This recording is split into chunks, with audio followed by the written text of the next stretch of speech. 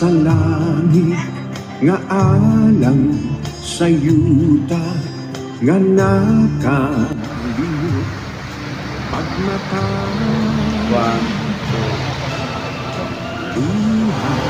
Good morning at assalamualaikum.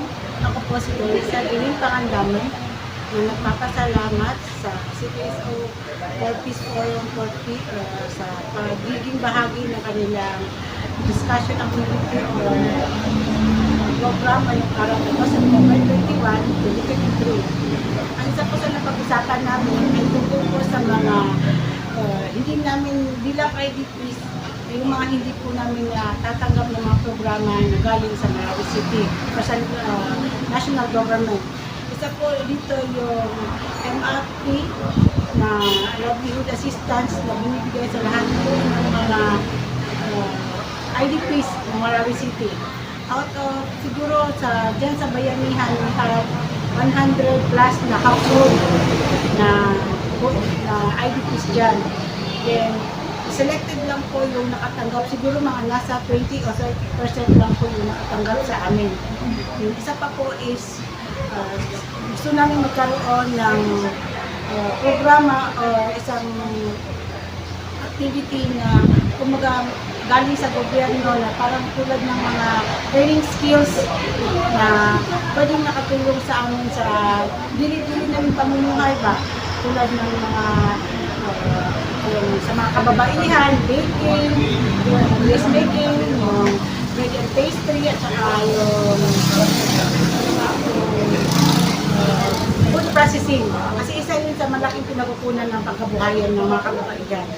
Same with sa mga kalalakihan, yung plumbing, electrical installation, yung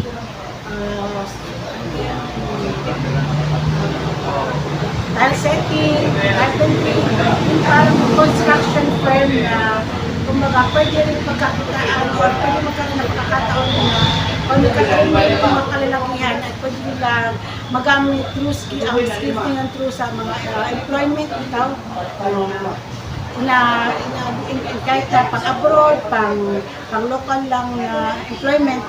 Then, ang isa pa sa pinaka-ano namin is, kumbaga,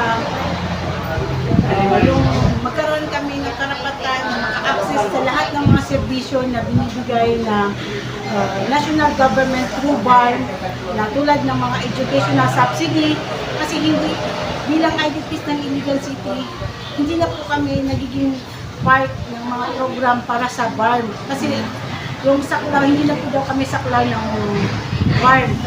Between nasa Delgado del Norte na kami. Kaya po yung lahat po ng mga kumbaga lahat ng mga benefits na nakukuha sa BARM is hindi na po kami entitled na mga IDPs dito sa Iligan City.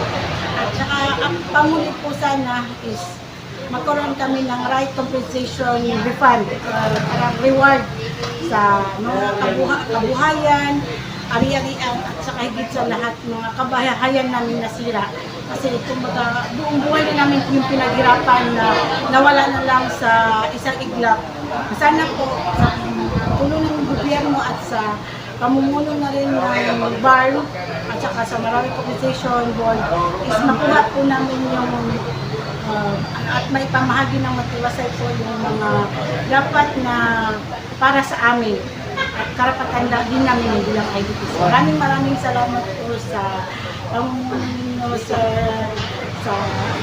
pagkakataon na maging bahagi ng programa ngayong araw na ito. Maraming salamat. ang adlaw karon